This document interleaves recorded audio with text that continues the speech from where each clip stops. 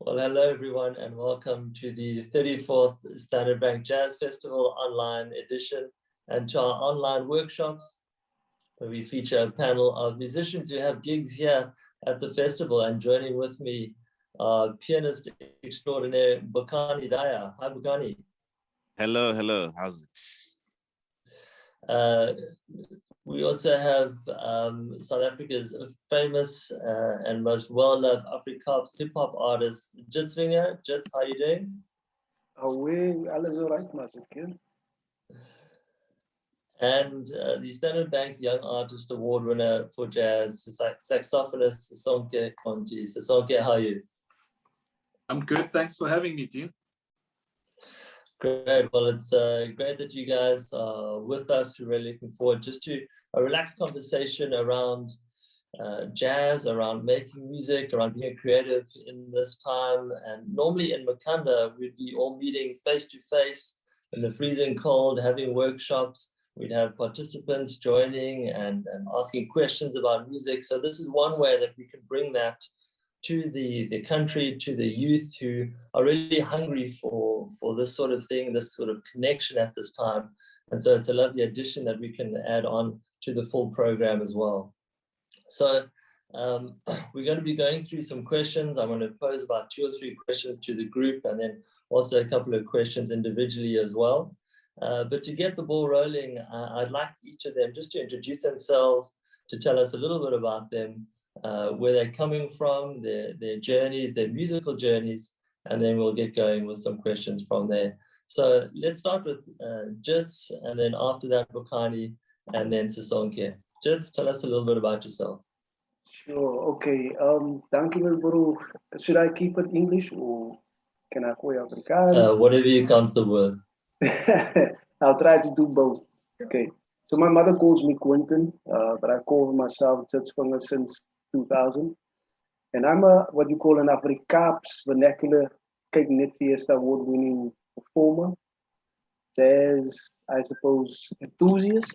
And I've started my ascent in the mid-90s already, doing performances at talent shows, forming my own group or a couple of groups at school. But as soon as I matriculated, I decided to intentionally rap in Afrikaans, but that took the whole self-discovery journey a bit deeper. So after a couple of performances and being an opening act for the likes of Moodface 5, the rock band 9, Kodesa, Teba, and the likes, I released my debut album in 2005 called Skelet. And then I started performing overseas. And Taiwan was my first stop in 2007. It's changed my whole perspective on culture, identity, heritage, and all those things. I've also worked with the likes of Sisonke, Bokani Dyer, Melanie Schultz, Carl Shepard, Benjamin Jeffter, and more. Working with musicians and also learning about how to work on different types of music. Because I've then started working with bands from overseas when I started touring with the Rogue State of Mind project in 2008. Also dabble with theater. I did a production called Afrikaans in 2009. We launched it in KAKNK, and then it toured in the Netherlands for a couple of months, which also saw an award, the Cape Net Fiesta Award. And I've done a few more theater productions, one of which toured successfully in 2018 and 19 in the Netherlands with myself, Skatamia band, and 2 African voices ladies. They are now Noma Postile and Yiki and Lungis Waplakis. I do a bunch of things. I mean, I try to create my own words in Afrikaans, brain suiker being one of them. And I'm not talking brain as in the color. And then, I also like to sample local music. This brings me to the performance I did for this year's festival.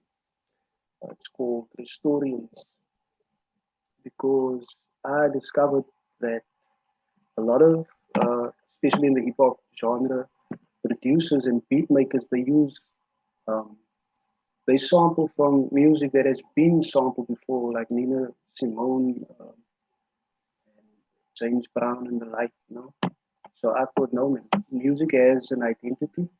And so within identity, you have language and vernacular as well. So I started listening more closely to what my peers are doing through their music. So I started sampling Bokani's music, Kyle's music, um, coming from Abdullah Ibrahim and those ones, Pacific Express.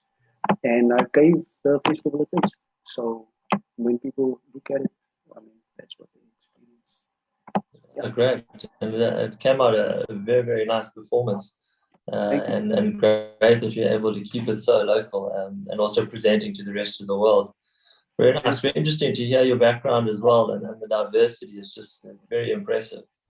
Bokani, tell us a little bit about yourself. Okay, where do I start? My name is Bokani Dyer. I was born in Botswana. My father's a musician. He was in exile in Botswana at the time.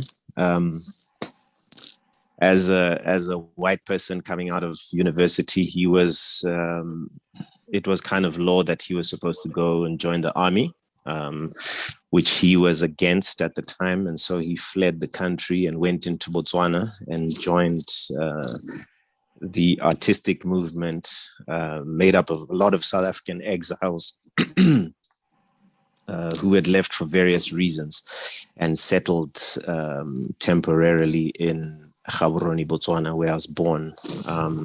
So I was born there, grew up there, stayed there till I was about 7 or 8 years old, then moved to Johannesburg in the early 90s, and then did my primary schooling in the early 90s, lived with my dad, got to meet a lot of musicians, got to see a lot of music, got to listen to a lot of music. So I think that was my first kind of exposure. I mean, it was all kind of, in my immediate surroundings. So it was just, as a child, you don't kind of analyze these things. It's just something that you kind of look back on as you grow older, I guess.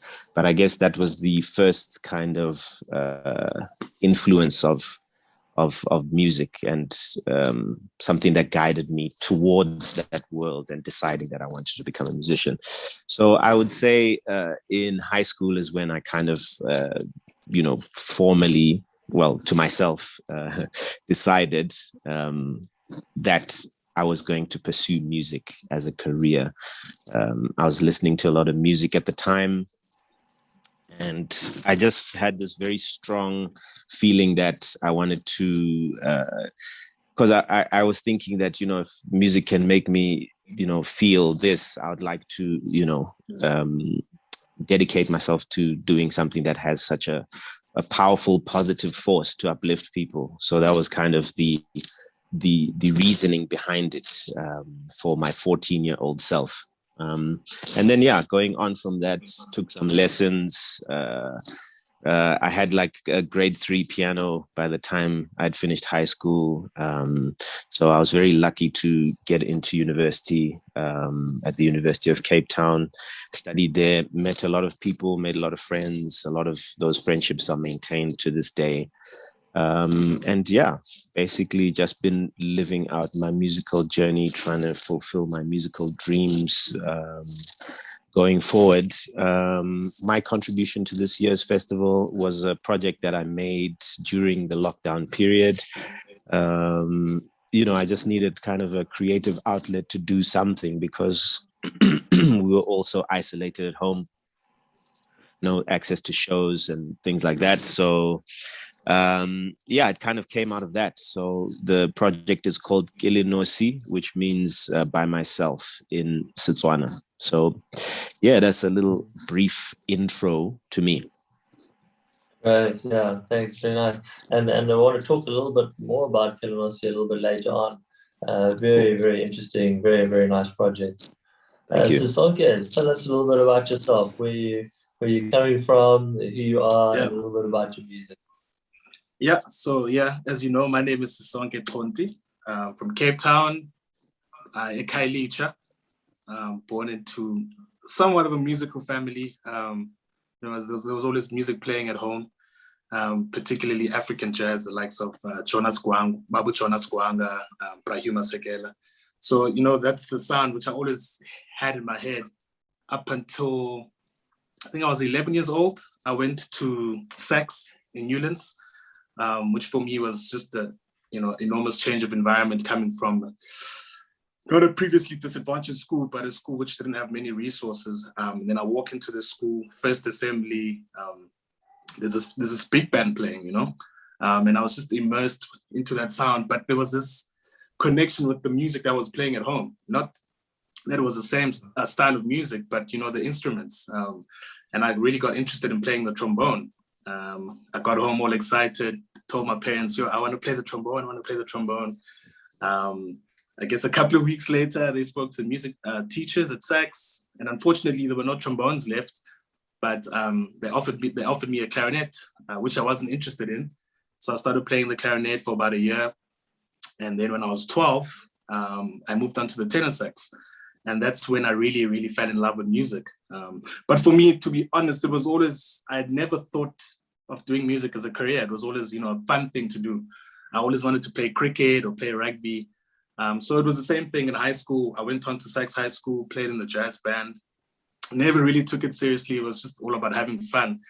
And then I remember in matric, I was supposed to go study law at Rhodes for my first year. And my parents had never really met my friends from high school. And they were very naughty guys, So in matric, when I came back from the bush, there was a big celebration at home, and all my friends from high school came through and they caused havoc. My parents didn't really like them. And we had this plan, as a group of friends, that we were going to go study at Rhodes. Some guys were doing accounting, some were doing law. So I remember in January, I was getting ready to pack my bags, all excited to go to Rhodes. And my parents sat me down and they said, this thing of you going to Rhodes is not going to work out for us, unfortunately. You'll have to find something else to do this year. Because obviously I hadn't applied to other universities. So here I am in January 2007, I have nothing to do. And at that time, I was playing for the Little Giants, which is a community jazz group in Cape Town, which was run by George Werner and the late Ezra Ngogana. So I spoke to George, and he's like, why don't you go and study music? I can speak to some people at UCT.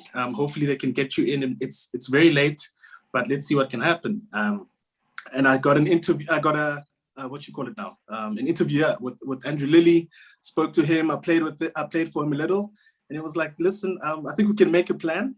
He called me back the next day and told me that I was accepted to study music at UCT. And there I was, thrown in the deep end. This was not my plan.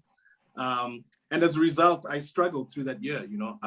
My heart wasn't really in it. And I dropped out of music, but I always continued playing. I went to study law. I joined Jimmy Zulu's band, which is where I became very good friends with Bokani, traveling the world.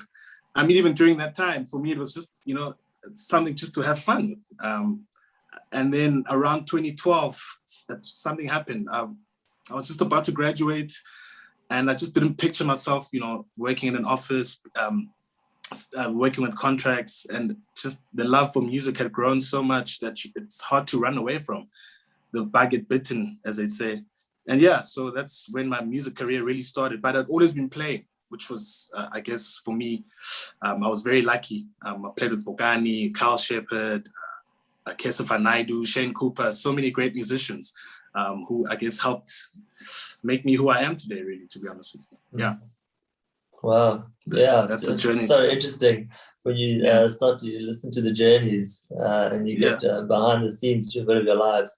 And one thing that's fascinating, and I'm just listening to common thread, is how that music bug just kind of bit all of you.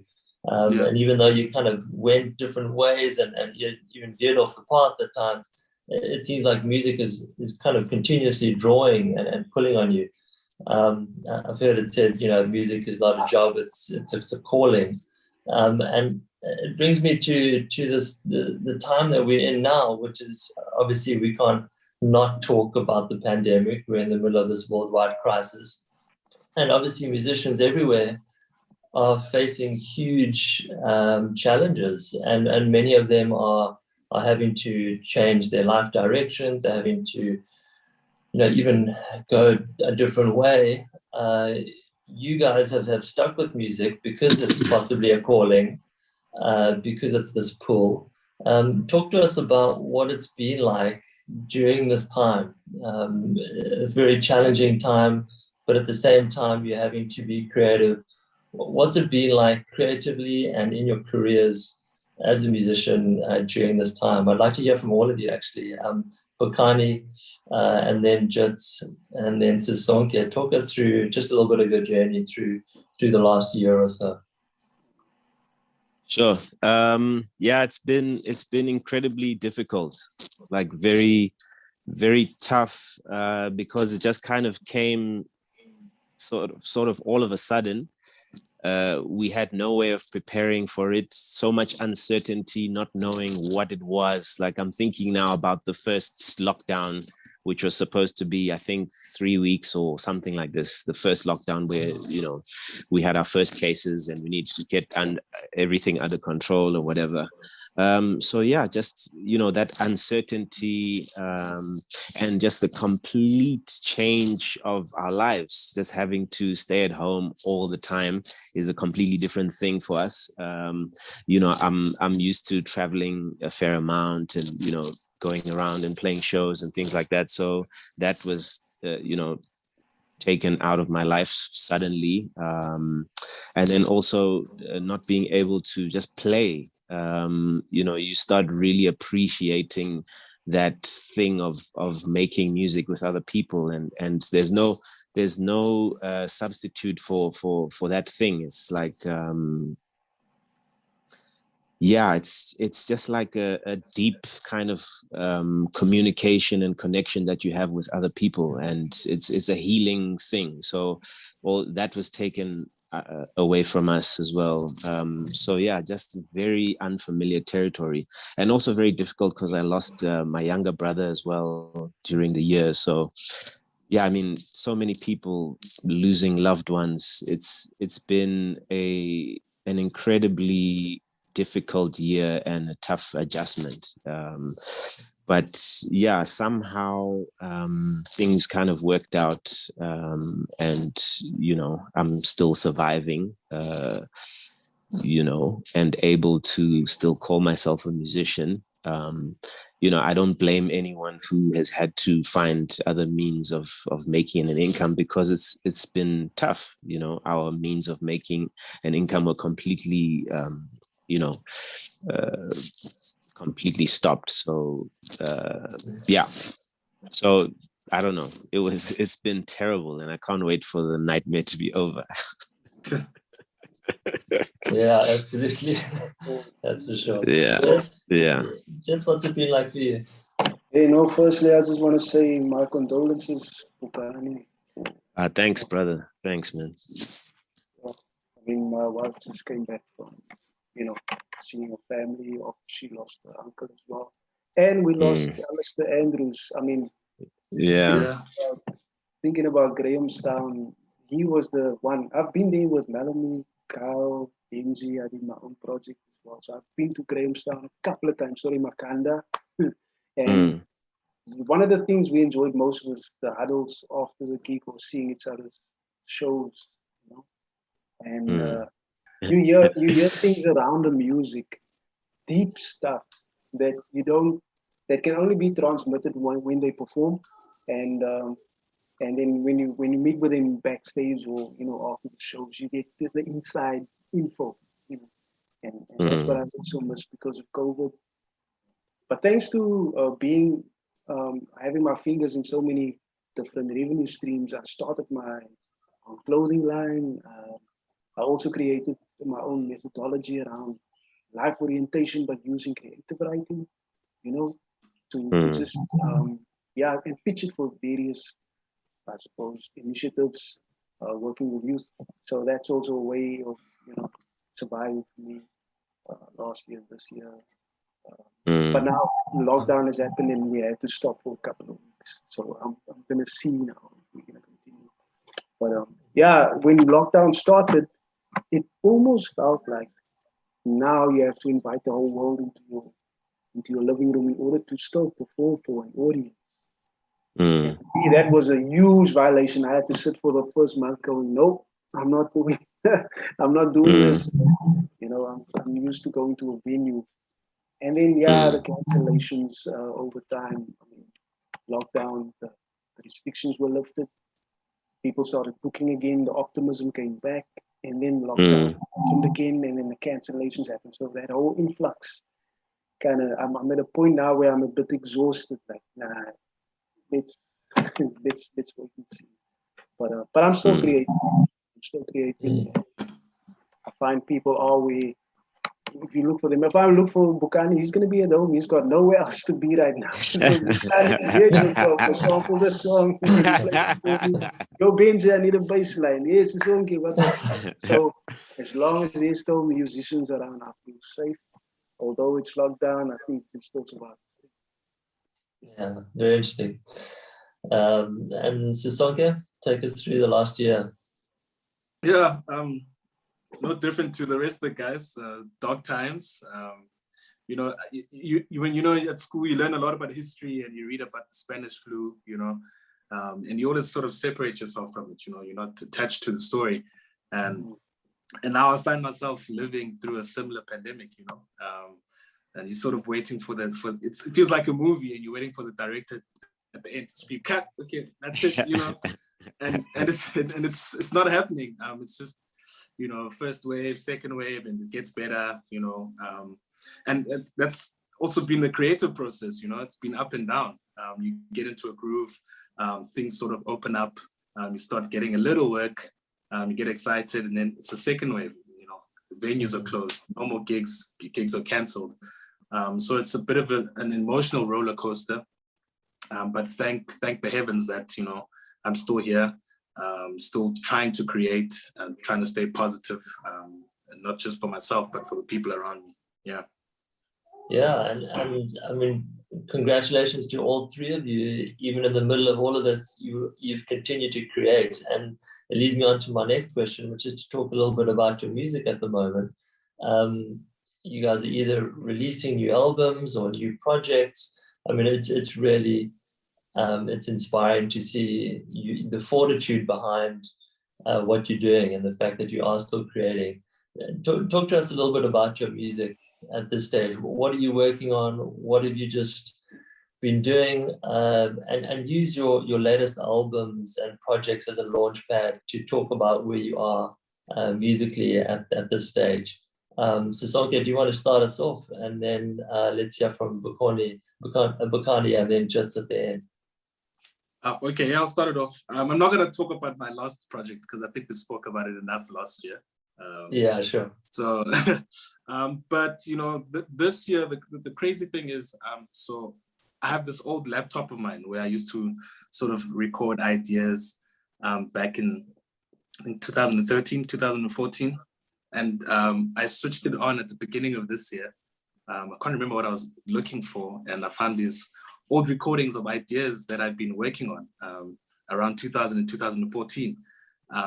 And at that time, I was really into, you know, John Coltrane and the modal music, the modal sound. That was a sound that I was exploring, and I sort of drifted away in the last couple of years. So it was fun for me to I guess run into these old ideas, which were really themes that I was exploring. And I just took some time out to explore them further and just grow the compositions, which is the music that I actually performed at this year's festival with Lutuzo, Ayanda, and Daliso. So yeah, that's been really great for me. There's no name for I don't have any titles for the music as of yet. I'm still exploring it. So it's really exciting times. Hopefully, it will be a recording one day. Yeah, very interesting. Wow. Yeah. Bokani? Yeah, well, you know, I performed the Kilinosi thing. Obviously, when I made the album, I was all by myself in lockdown, so I had to adapt it for a live audience. And when thinking about the performance of the project, at first I was thinking, oh, maybe I should perform alone. But then I thought, nah, I would love to actually have musicians, because, you know, I think it kind of raises the energy when you know, you're feeding off other other spirits on stage. I think it just gives a lot more to the music. So that's that was that project. And I was actually busy with another album before lockdown hit, and I've kind of gone back to that album, which has now been a work in progress for the last 2 years, which is finally nearing completion, and I'm hoping to release it either towards the end of this year or early next year. And that album is going to be called Radio Sechaba. Sechaba means nation, so it's kind of it's like a kind of the theme behind it is about nation building, and what does that mean in today's day, and the different kind of issues that we are faced with, but also not like a manifesto, like, you know. So it's basically where I'm at the moment, and thinking a lot about nation building in our society right now. Interesting. And Jits, talk to us about some of your projects. Well, I've always believed myself a researcher, you know, when it comes to music, because most of the projects that I've been involved in required that we go dig a bit deeper around those things that we're going to rap about. So because I was in both the production side, the musical side, and the writing side, I have in the last couple of years spent a lot of time going through vinyl. And one of the guys that I worked with was Arsenic. Today he does his own mixing and mastering because he's worked himself through so many projects that he's kind of acquired that skill.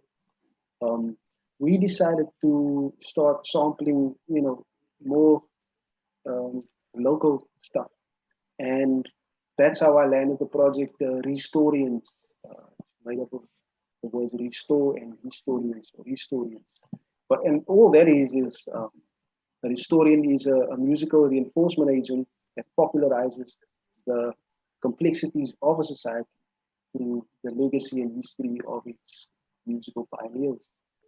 So what we first want to do is we rewind. We go back, like in times before, right? During the apartheid, who were the musicians then? What were their stories? And then we kind of reload, meaning now we're going to sample the music. Was it embedded the stories as to why they brought about the music? Because we started talking to the likes of Urban Africa, Pops Muhammad, and we could actually broaden the how can I say, the geography on the Pacific Express Owens, and what they had to go through, and when they had to leave the country and stuff. So that's interesting for me. And I thought, okay, so that's why I'm at music. I don't want to just make a song. If there's a story behind it, people can, you know, be drawn in by the story, then appreciate the music a bit more. So that's where Restore comes in, because now the new generation can not only enjoy music that's of their own, that they inherited, but they can now also know the story that almost like the narrative that was cut out, you know, the musician's version of history, they can now learn more about that. So that's the project that I'm going to launch. Yeah, very interesting. And I mean, a common thread through, I think, all of your music is this idea of storytelling. And Jits, this is something that you've done so well. Is that an intentional decision that you want to portray stories through your music, or is it just something that you found yourself kind of gravitating towards and doing it in like almost unintentionally? I mean, what role do you see storytelling having in music? You know, nothing is stronger than a story. I mean, the greatest story ever told, year after year. No matter what the lesson, I mean, you can't just have people. You can't educate people without telling a story. You can't make them go through a certain. I mean, if we talk about the pain we've gone through as a nation, we have to go back to the story where it all started and stuff. So, as a rapper, poet, I find myself in that position for so long that I can now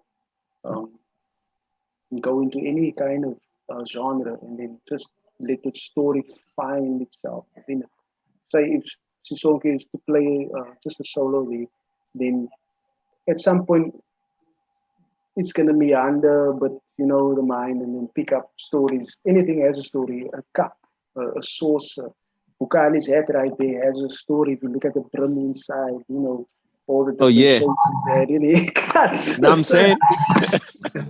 Hey, the cool kids. Let me get an endorsement, bro.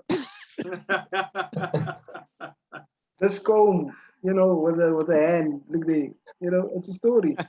You can just look at it and go, aha. And that's why museums will become obsolete, because then it's only objects.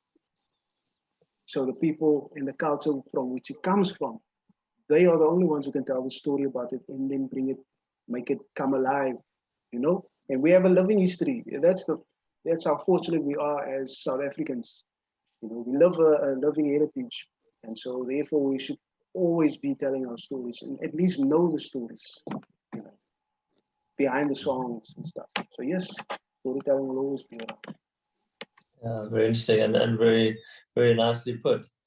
Sisonke, a lot of Migration Suite actually involves this idea of storytelling. Is that something that you pursued intentionally? Were you trying to bring across certain stories, or were they just topics that kind of interested you? What was your intention behind the album, and were you trying to bring in a lot of storytelling? Yeah, it was very intentional because, you know, I found myself through the last few years, you know, I was never intentional about my writing and the titles and the themes that I was exploring. It was always just about the music, you know, and the title comes after.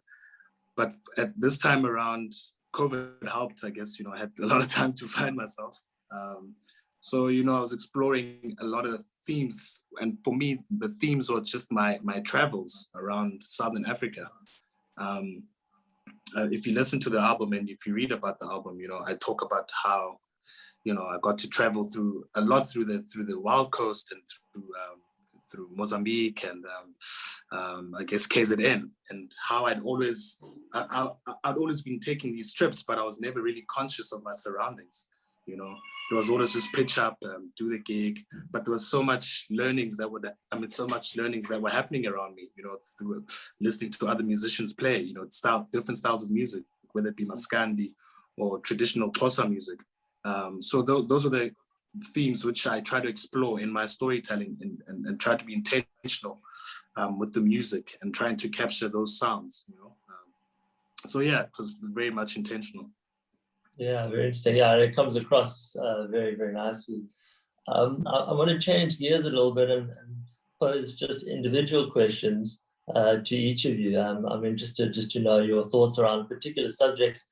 Bokani, I want to chat about the idea of jazz and what jazz means to you. Obviously, we're at a jazz festival. Here we are.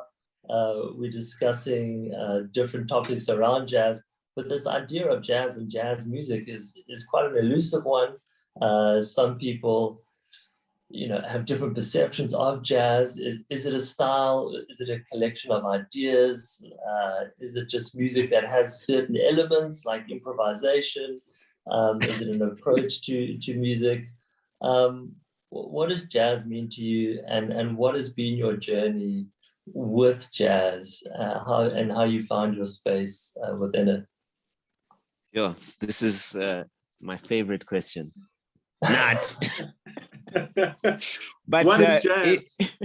no, interestingly enough, you know, as you go through this life journey, you know, you have an idea of things, and you I think constantly forming and reforming and you know, reframing your idea about certain things. So I have thought about this jazz thing for quite a while, and I think now where I'm at, because I've been out of the whole college, I'm done with my university hangover, that I actually, for me, jazz doesn't really mean much as a term. You know, And I feel like sometimes these things can be they can be dangerous in terms of forming an enclosure where you say, I play jazz, or he doesn't really play jazz. It's actually, it can, in the mind of somebody who's trying to find themselves, it can actually be quite damaging in the long run, I think. And also I think there's a big movement of American musicians who are starting to, well, it's been for a while. Even Miles Davis was like, look, we never used to call this music jazz. And he's one of the most respected jazz musicians. He's like, no, that's not the name that we gave it. We were playing music. You know what I mean? And even now you have like the trumpeter Nicholas Payton, who's like, no, jazz died a long time ago. We're dealing with Black American music, and things like this. So it's a title that I think kind of got crystallized in a kind of university environment. You had to call it something. It became formalized in an institutional setting, and that's kind of what held this structure called jazz. And you can say that, okay, yes, it's characterized by some improvisation or this and that, but there's other musics. I mean, if you listen to, interestingly enough, I was asked to do some transcription for Samro for their indigenous music things, which is music which was pre-colonial. And there it's all improvisation, like the approach to the music is completely improvised, and I was like, geez, if you want to say the basis of jazz is improvisation, that's where it's at, because that one is like so improvised. And it was so difficult to transcribe it because sometimes the guy is loud on the mic and then he's gone. You can hear him far in the distance. And I was like, I had to contend with a whole lot of things with regards to that transcription project. But, in terms of jazz as anything, I'm not bound to it. I'm more about, expressing yourself in the way that you see fit. And we draw already from so many different influences. So yeah, that's where I'm at right now with the jazz story. Maybe next year I'll have changed my position again, but for now that's where I'm at. We'll have you on again next year and ask you the same question. No, I mean, it's a very insightful comments there, and it's great just listening to someone who's been in the industry, in the genre for such a long time, expound his thoughts, taken from so many different places. So it's really it's very enlightening. And it kind of leads me on to just something that I've admired about you is your ability to trailblaze and pioneer and create a very unique identity in your music. We're talking about how jazz it's a combination of many different things. It's an approach. Your music is very much driven by who you are, your identity. Do you think in terms of styles? Are you thinking in terms of, you want to create a certain style of music, or are you driven more by just who you are and your creative energy? What's your process in making your music and the kind of sound that you want to create? Talk to us a little bit about your music making process. I think both these gentlemen sitting here, you can ask them the same question. Making music, for me, it's like, what am I listening to at the time? Because 10 years ago, it would have been different. What I've been exposed to, who I've been sitting with, and for the performance, I mean, my latest performance that I did, I started playing more outside of, trying to color in outside of the lines. And for me as a rapper, rhyming to 4/4 structured music is the conventional way. So I've long decided to go outside of those conventions and the music that is so-called jazz, Bokani, we're calling it jazz for now, what's in mind. We Hey, are do you, bro? Do you? we Do are in you, the mate? redefinition phase. Yeah, man, definitely. So it helped me.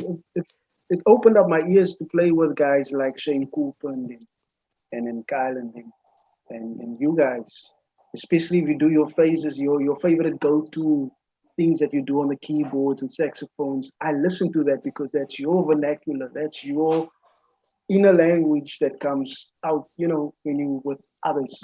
And for me, I had to pay close attention to that because that was my spot. Because we all have a position to play on stage, so I need to know where mine is.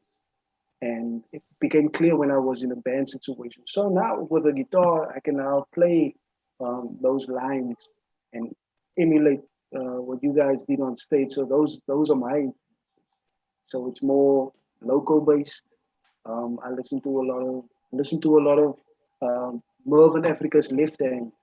What he would do with his left hand is he'd be very percussive and do all kinds of things with his right, but his left would be very like it's almost like he's chipping on wood, man, carving out this this statue type of thing. And then I go, wow, if I can do that with rhymes, dope.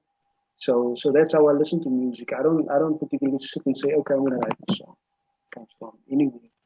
So that's more my approach, trying to keep it open, you know. And not to be obvious. Yeah, you think hip hop and now you're only gonna delve in funk because within hip hop you have various genres, rock, you have jazz, you have R&B and all that. But Kuma is also there. I find jive and Kwela to be as interesting as you know something from Public Enemy, which is a whole different chaos. So yeah, that's where I'm at. I want people to know that this is where this is coming from. America's looking this way. Mad Lib is listening. All my favorite artists who I wanted to sound like is now listening to what we're doing. So we have to give them some local cuisine. and that makes me confident. Every time you guys bring out new music, there's like a deeper, embellished definition of who we are as people over time, and yeah, so that's my Very nice. Very nice. Sisonke, I want your thoughts on building a career in the South African music industry. We've got a lot of young people that will be watching this workshop, wanting to glean some wisdom from those of you who've been in the industry for a while. You obviously were 2020 Standard Bank Young Artist Award winner for jazz. You launched 2 very successful albums. You've had a lot of experience in the industry. What would you say to someone who wants to navigate and grow a career in the South African music industry and build a career out of music? And this is specifically performance, right? Yeah. I mean, yeah. Okay, I'll speak about performance. Sure. People used to say this a lot to me when I started. I guess when I got to varsity, go to jam sessions, go play with other musicians. There's always this fear, and I still have it till this day, to take out your instruments and play music with people that sometimes you're not comfortable playing with. They're not your friends.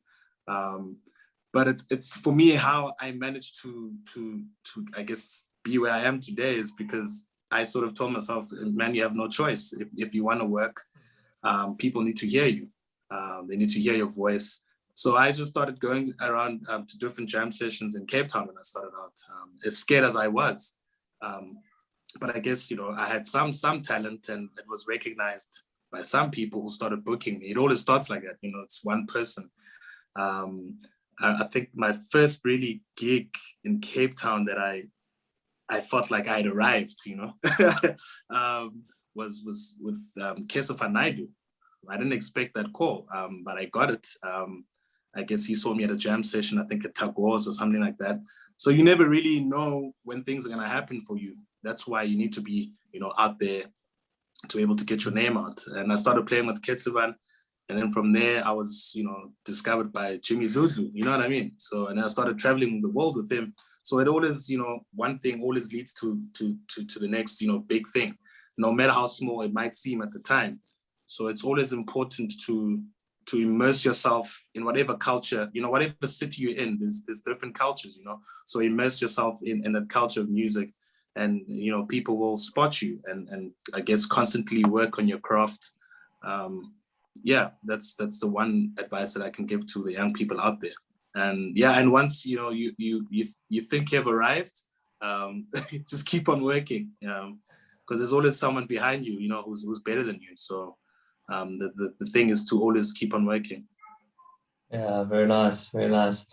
Yeah.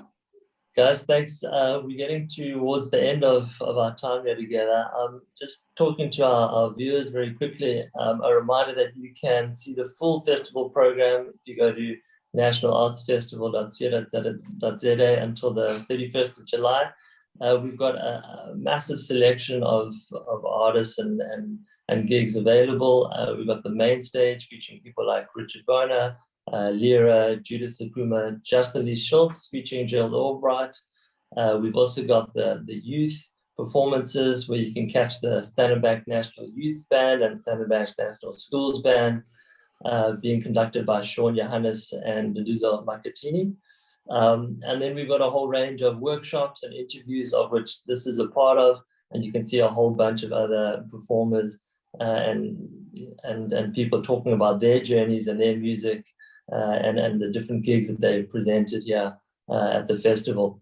And obviously, we need to pay homage to Standard Bank for making this all possible.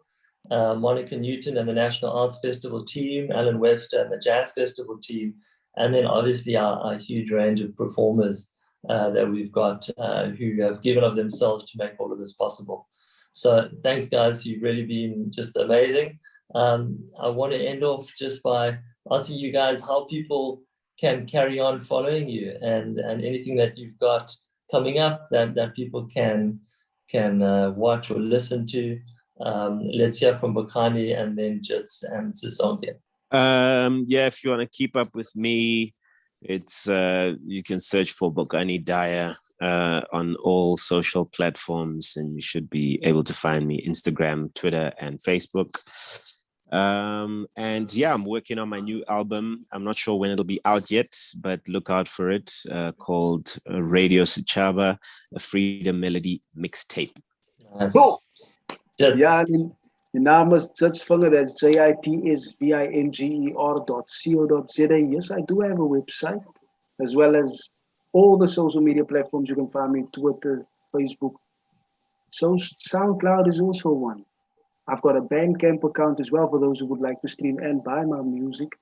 And just so by the way, if you see a pair of grasses, just think Jitsvinger, because my new single Grasses was released in March and the music video is going to drop soon. Nice. Sisonke. So it's Sisonke Xonti across all the social media platforms. And at the moment, I'm kind of stuck. I'm in that space where, I don't know what's the next thing, which happens. You can't have it all figured out. So I'm just gonna hopefully keep on writing and try to really stay positive. And people can also, get my music on iTunes, Spotify. Ukaba, the migration is still out there. So please do support. Good. Guys, it's been fantastic chatting. You've been honest and vulnerable. You've opened up, just who you are and your processes. I think people really appreciate just the vulnerability and you just sharing from your personal perspectives and your experiences. So thank you for giving your time and your wisdom and your experience. Really appreciate it. Thank you, Thanks, Dean. Nice Thanks, one. man. And a big thank you once again to Standard Bank, to the National Arts Festival team, to the Jazz Festival crew, and to Bokani Dyer, Jitsvinger, and Sisonke Xonti. Remember that you can catch all of the performances at nationalartsfestival.co.za. From me, Dean Flanagan, goodbye and enjoy the rest of the festival.